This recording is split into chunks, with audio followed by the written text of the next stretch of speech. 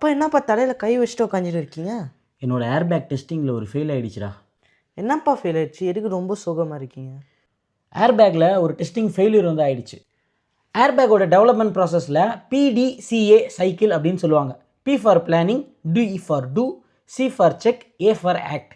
அதாவது எந்த ஒரு டெவலப்மெண்ட் ப்ராசஸ்லேயும் நீ பிளானிங் பண்ணி அந்த பிளானிங் இந்த மாதிரி ஒரு டிசைன் பண்ணால் இது ஒர்க் ஆகும் அப்படின்ற அந்த பிளான் இல்லாமல் நீ டூ போகக்கூடாது.